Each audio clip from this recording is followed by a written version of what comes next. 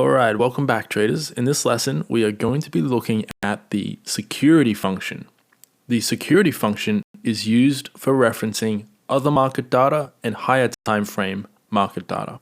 So I'll show you a few examples in this lesson of both, and let's get started. So right here, I have a blank script. All I've done is set overlay to true. We are plotting NA to the chart, and I've got a little commented line of code here called HTF data. Now this variable here is going to be our higher time frame data, and we are going to use the security function to reference higher time frame data.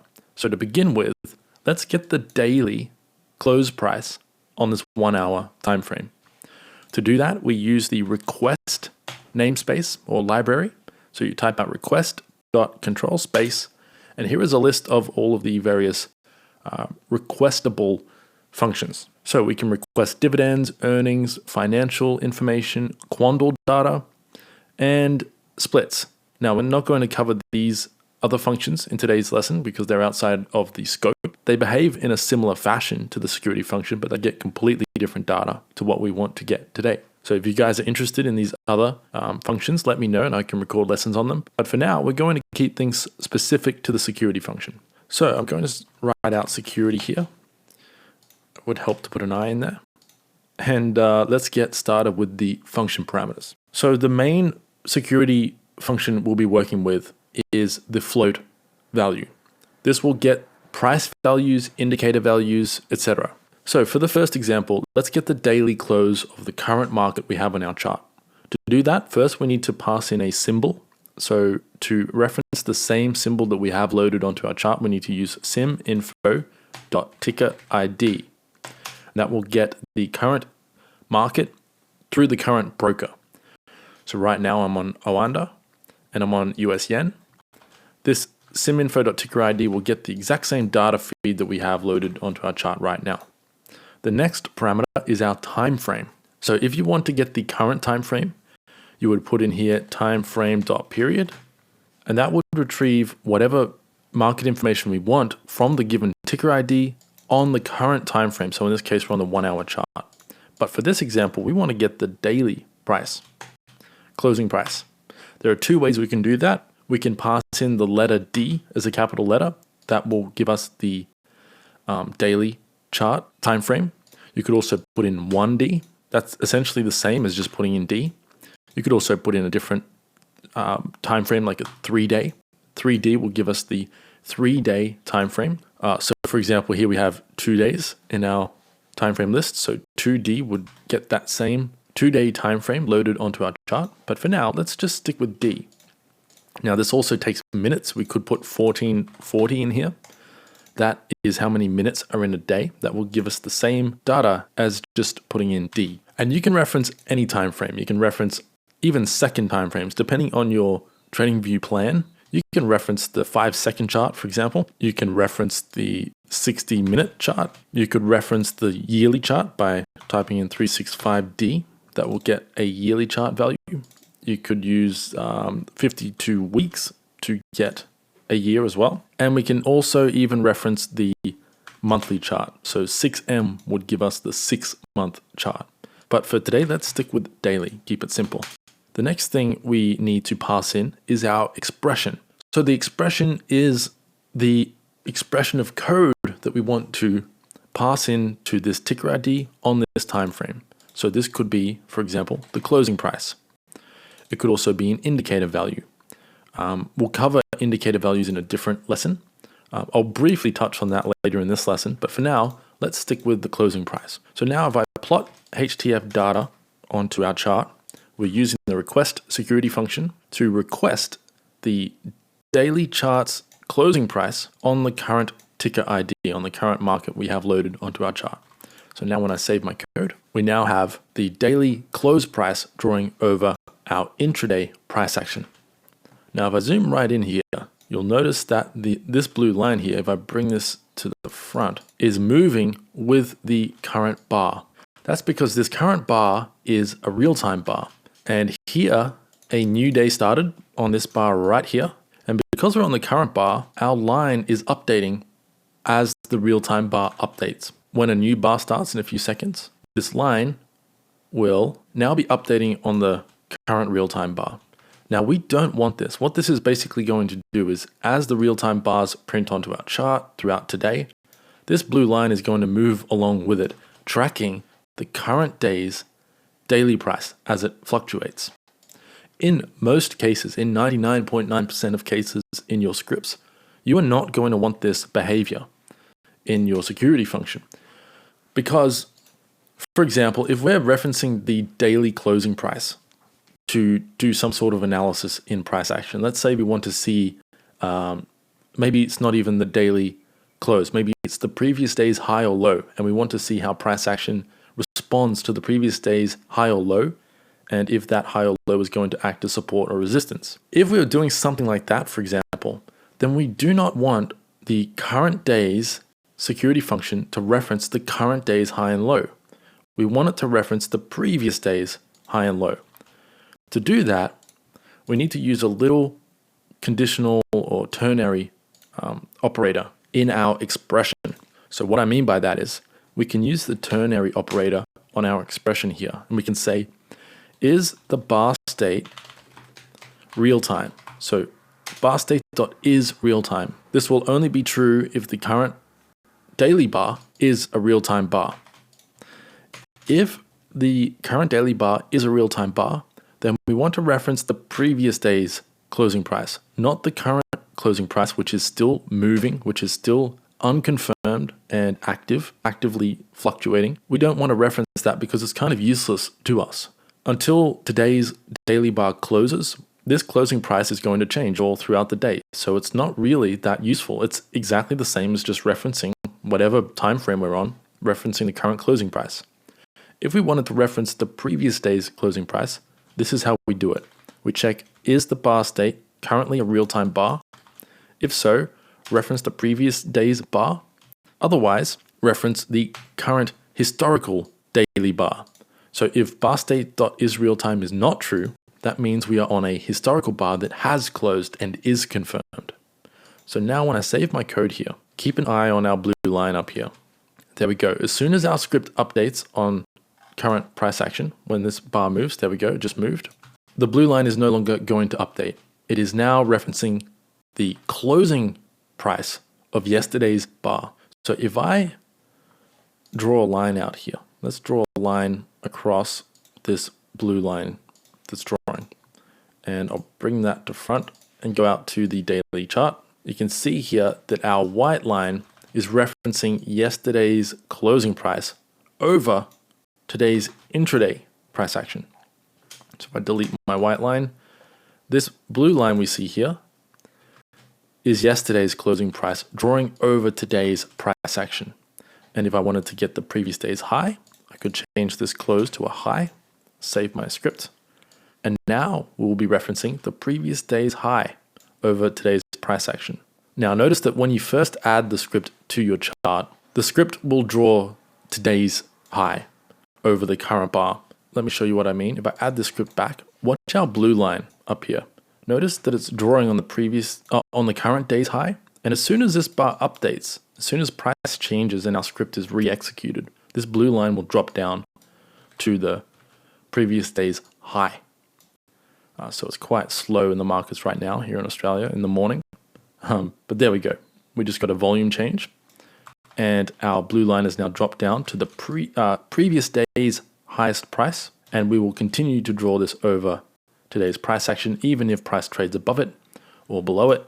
This blue line will now reference the previous day's high until a new daily bar starts, and then it will reference today's high on tomorrow's price action. Hey guys, this is Editing Matt, just jumping in real quick to clarify something about this lesson that I failed to mention while initially recording it. I just showed you guys how to use this ternary condition or operation to reference the previous bar's closing price, daily closing price, if the current bar is a real-time bar. What I failed to mention is that for some reason, when you add your script to your chart initially, until the current real-time bar moves, until its price changes or its volume changes, or in other words, it receives a tick value from the TradingView platform, this is real-time Boolean is actually false until the bar moves. And so what that means is, if I add this code to my chart where we're just plotting the daily close. And if the current bar is real time, it plots yesterday's daily close. Otherwise, if it's not a real time bar, and that means it's a historical bar, then it plots that day's daily close. Watch what happens when I add this script to my chart right now. Notice that our blue line is actually plotting the current day's close. And as soon as price moves or volume changes, there we go. Our line dropped back to the previous day's closing price. If you want to avoid this behavior and just have your script plot the previous day's data without having this moment of repainting, you can use a different operator here. Instead of checking if the bar is real time, check is confirmed.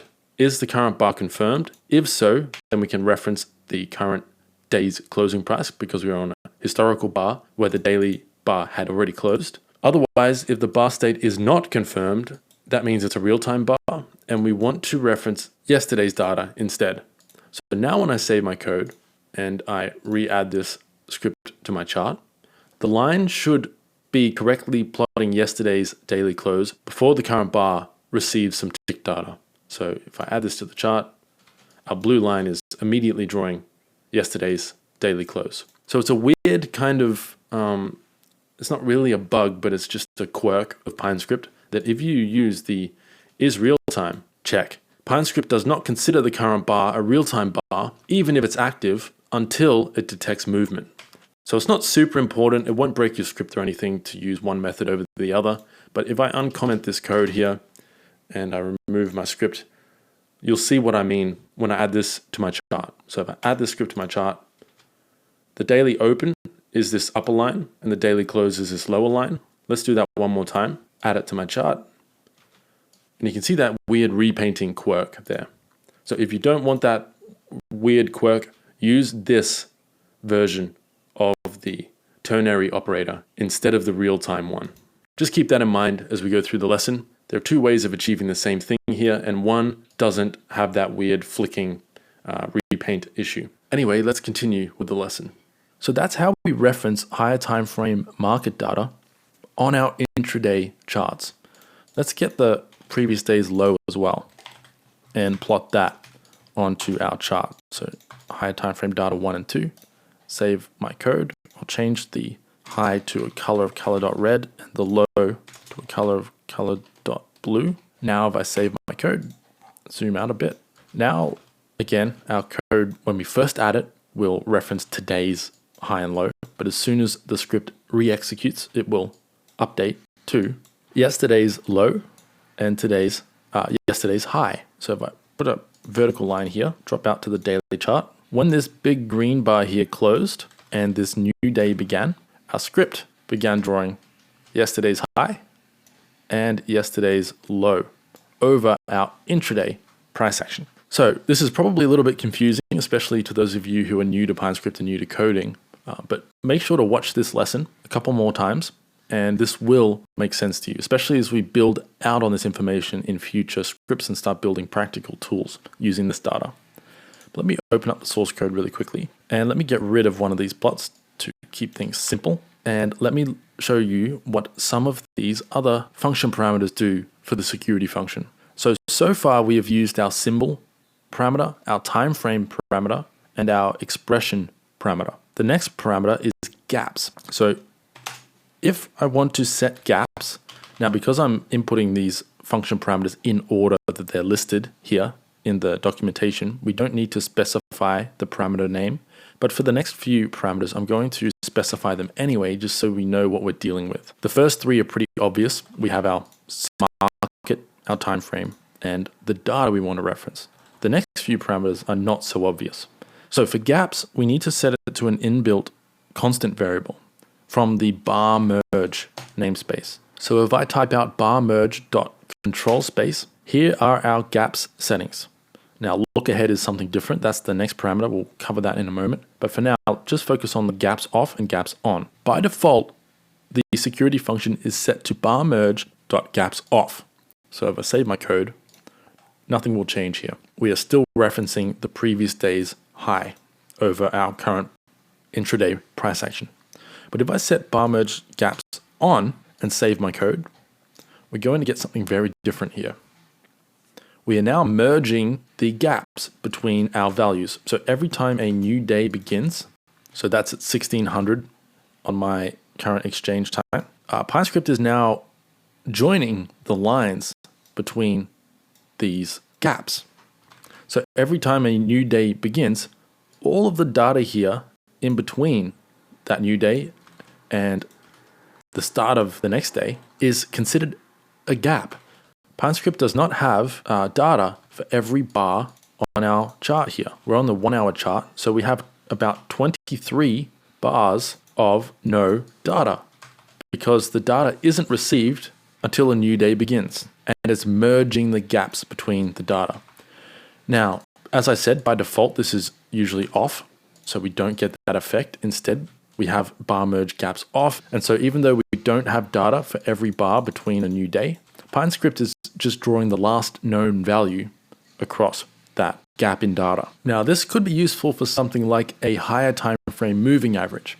Now, we'll cover higher time frame moving averages in their own lesson, but for now, let me just show you a really quick example of getting a higher time frame EMA using the security function. So if I save this code now, we'll be getting the higher time frame, the daily charts, 50 EMA drawing over our intraday price action. And notice that it has this stepped effect to it, because every time a new day starts, we are referencing the previous day's confirmed EMA value. So throughout today's price action, this line here, this red line, is referencing yesterday's confirmed moving average price, the EMA from yesterday. The reason we do this is because today's EMA price is going to change, and we won't know what its confirmed value is until the very last tick on today's price action, and tomorrow's bar begins printing. But if you don't want this stepped effect that is filling intraday price data with the last known value, you can set bar merge.gaps on, and now PineScript will merge all of our gaps and we'll get more of a smoothed line instead of this stepped effect. So if I save my code now, you can see that our moving average is now smoothed out a bit. So depending on what you're doing with your moving average, if you're using it as a filter, maybe you want to keep it smoothed like this and it might look a bit tidier on your chart. But if you're using it to trade a higher time frame moving average as like support and resistance, you can see price action came down here to the 50-day EMA and we had a nice bounce out of there. If you wanted to use this EMA as a trading market structure sort of technique, then you might want bar merge off, gaps off. So now when I save my code, we have a hard line here that is acting as like a support and resistance level. And when price action tests this level, we get a nice little pop out of there, which on a lower time frame, if we go down a 15-minute time frame, we are still seeing that 50-day moving average.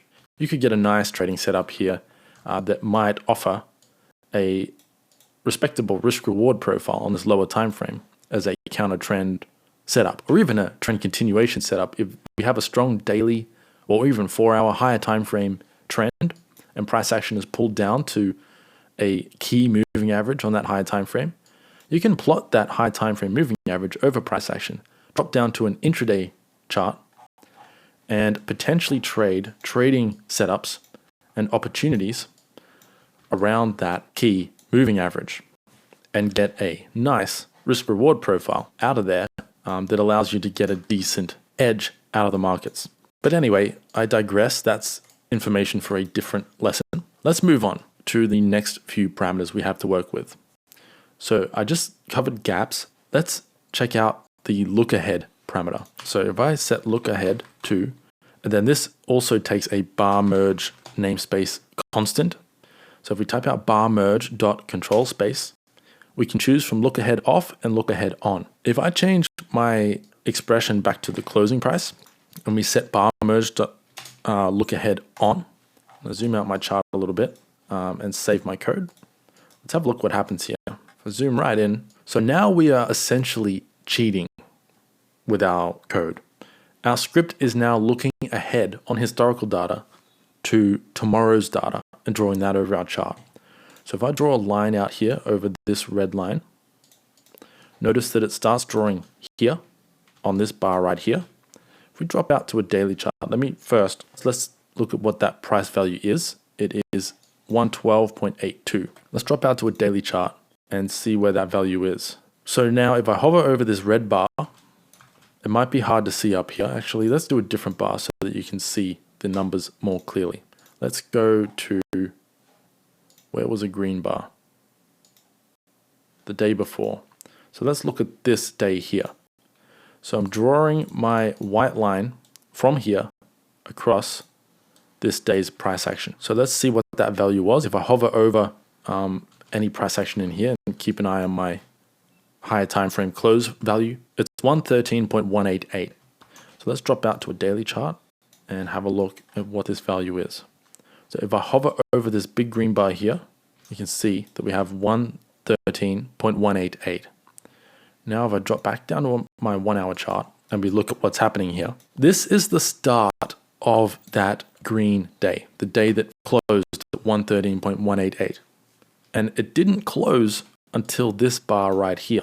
However, because we've set bar merge.lookahead on, PineScript is actually drawing the closing price over this day's price action before the daily close value was even known. What I mean by that is, if the day didn't close until this bar here, how would we know that this is the closing price of that day, of this day's price action?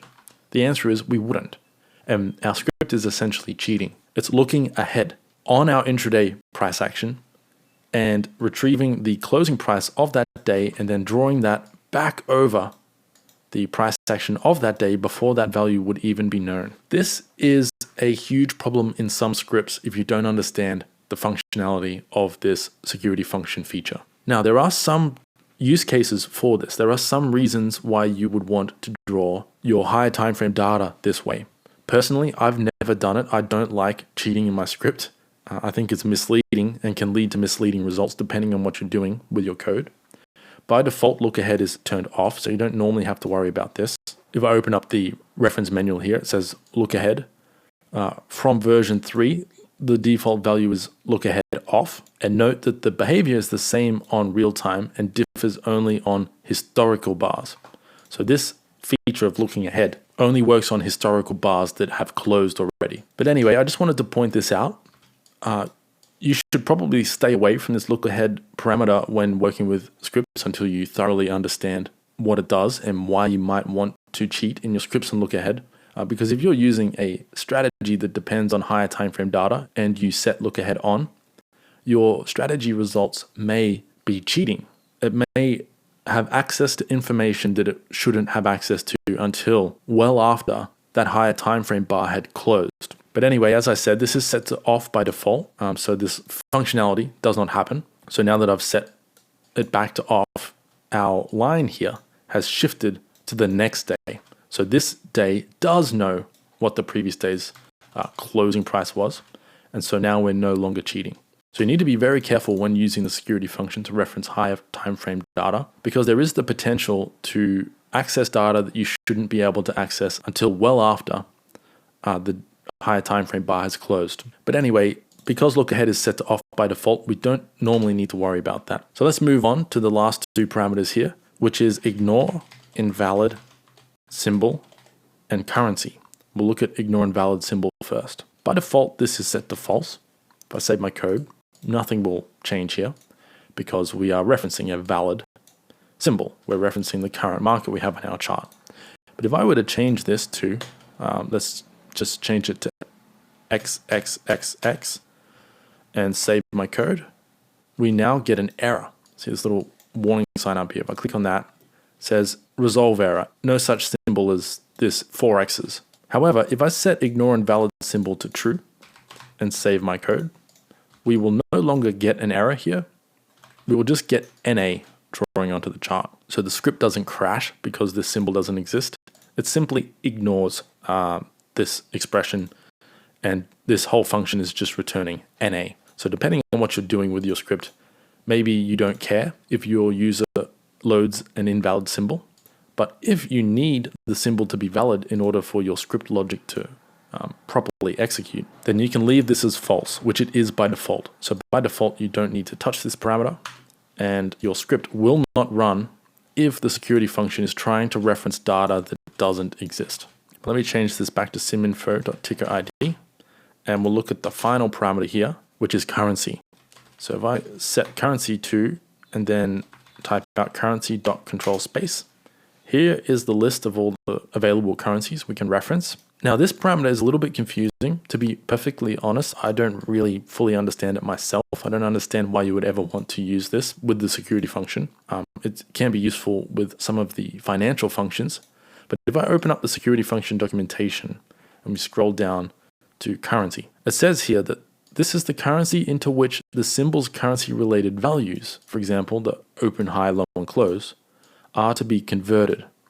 The expression is then calculated based on those converted values, and the conversion rates are based on the FX_IDC pair's daily rates of the previous day. This parameter is optional. So if we set this to currency.jpy, for example, and save our code, nothing really happens. We are referencing the correct yen value because this market is being quoted in yen. This market is showing how much yen a US dollar is worth. So right now, $1 can buy 113.538 yen. If we change this to AUD, for example, though, and save the script, now our value is changed completely. And to be honest, I'm not even sure what that value is because it's not the exchange rate of US dollars to Aussie dollars, and it's certainly not the exchange rate of yen to Aussie dollars, because if we go over to Aussie yen and load it up, the Aussie yen is currently worth 80. So I'm not sure what this currency parameter is for with the security function. I've never used it. It's actually new to version 5 of PineScript. So anyway, that is pretty much it for a crash course and introduction to the security function. In future lessons, we'll be using what we learned today to build practical tools to analyze higher timeframes and other markets. So don't worry if this was all a bit confusing for you. I've been using the security function for years now, and it's still one of the more complicated things to wrap your head around, all of the different timeframes and the look ahead. You have the issue of repainting, which we'll cover in a future lesson, how to avoid that, how to fix it if it happens in your script. One other thing worth mentioning is that you can only reference a maximum of 40 other markets using the security function. So you can only use the request.security function a maximum of 40 times in any one script. And depending on what parameters you use in your security function, that can affect how the script performs on real-time bars and historical bars. So remember, I removed my real-time bar check here. And so now we have this weird behavior of the script where it's drawing the closing price of yesterday over historical bars, but on the real-time bar, it starts drawing today's closing price. So if you don't tell your script to check if the current bar is real-time and reference yesterday's daily price or higher time frame price, then this behavior will happen. This is the code we need to write in order to fix that. So now if I save my code, we'll now be drawing, once my script updates, we'll now be drawing yesterday's closing price, even on a real-time bar. And this applies to other timeframes too. If we change our expression to 240, that will show the 4-hour closing price over our 1-hour chart. And now that's pretty much everything I wanted to show in today's lesson. The final thing I'll show you is how to reference other markets. So let's change this back to D for daily. Now let's load up a market like Apple, for example, and let's request the current closing price of the S&P 500. So for this, I'm going to use the Oanda data feed for the SPX 500 USD. So to do that, I need to replace this ticker ID with Oanda : SPX 500 USD. And now if I save my code, we should be getting the S&P 500 value closing price drawing over our Apple chart. So if I bring this all the way down, you can see this red line represents the S&P 500 value. I'll cover this in a future lesson, but just before we wrap up this lesson, let me show you how we could create a regime filter for Apple or any stock. And what I mean by regime filter is if the S&P 500 is trading below a key moving average, we can change the background color of our chart to red, meaning we shouldn't be going long on Apple because the overall broad market is potentially in a bearish trend. To do that, I can reference the ta.ema function, pass in our close and a period. Now I can change this to say higher time frame EMA, and we'll also get our higher time frame close. So I'll get rid of this, change it to close. And now I can say our filter is the higher time frame close greater than the higher time frame EMA? And then we could set a background color here. We could say, is our filter true? Is the higher time frame above its higher time frame EMA? If so, set the color of our chart to green. Otherwise, set it to red. And I'll need to specify some transparency here. Otherwise, it's going to be a really bright green and a really bright red. So let me change that to that. Now when I save my code, hopefully this compiles fine. There we go. Now if you look closely, when the S&P 500, let me open up two charts here. I'll open up the S&P 500 USD and I'll remove my script off this chart and throw on a 50 EMA. There we go. Now if I sync my crosshair and reset my charts and I drop this out to a daily chart, we zoom in a bit here, you can see that the S&P 500 is currently flirting with the 50 EMA on this daily chart. So we have one bar close below it, one bar close above it, one bar close below it, one bar close above it. That's why we're getting this red, green, red, green. So if I hover over this bar, this green bar is this price action here. And you'll notice that on our Apple chart, the background is red because the previous day closed below our 50 EMA. And then once this bar closed and a new day began, that's this bar here, Apple is currently not trading. But if it were, the background of our chart would be green because yesterday closed above the 50 EMA. So that is just one example of a practical use case of the security function. We'll cover more examples in the lessons come. Again, if you found any of this confusing, I encourage you to watch this lesson a few times. We are now starting to get into more of the complex and advanced functionality in PineScript, and it will take some time for you to absorb this information. Don't be discouraged if this is going over your head at the moment. That's normal. With a bit of practice, this will all feel familiar to you very soon. I promise, especially when we get into the next few lessons where we start building tools using this security function data. So that will do it for this lesson. I will speak with you in the next one.